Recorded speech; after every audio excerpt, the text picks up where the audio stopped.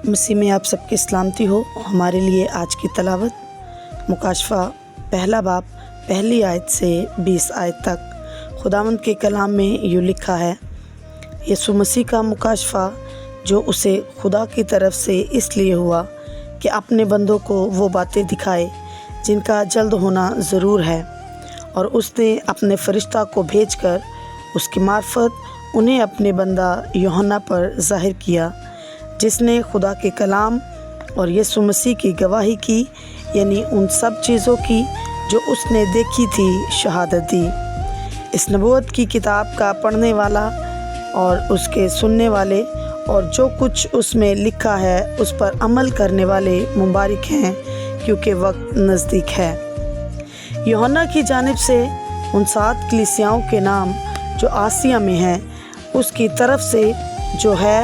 और जो था और जो आने वाला है, और उन 7 रूहों की तरफ से जो उसके तख्त के सामने हैं,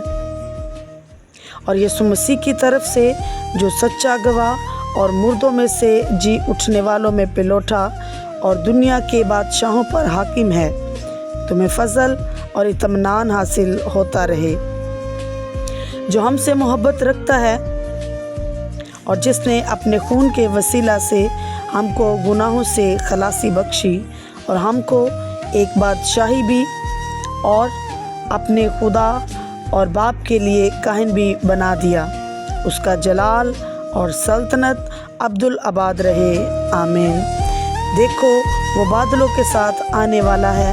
और हर एक आँख उसे देखेगी, और जिन्होंने उसे छेदा था वो भी देखेंगे, और ज़मीन पर के सब कबीले उसके सबब से छाती पीटेंगे, बेशक, आमीन।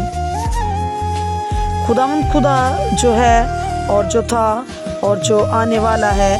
यानी कादिर मुतलक फरमाता है कि मैं अल्फ़ा और ओमेगा हूँ। मैं यूहन्ना जो तुम्हारा भाई और यीशु की मुसीबत और बादशाही और सब्र में तुम्हारा शरीक हूँ, खुदा के कलाम और यीशु की निस्बत गवाही देने के बायस उस टापू में था जो पतमस कहलाता है, कि खुदावंद के दिन रूह में आ गया और अपने पीछे नरसिंगे की सी एक बड़ी आवाज़ सुनी कि जो कुछ तू देखता है उसको किताब में लिखकर 7 कलीसियाओं के पास भेज दे, यानी इफसस और स्मुरना और परगमन और थवतीरा और सरदीस और फिलदिफिया और लौदीकिया में। मैंने उस आवाज़ देने वाले को देखने के लिए मुँह फेरा जिसने मुझसे कहा था, और फिर कर सोने के 7 चरागदान देखे, और उन चरागदानों के बीच में आदमजात सा एक शख्स देखा,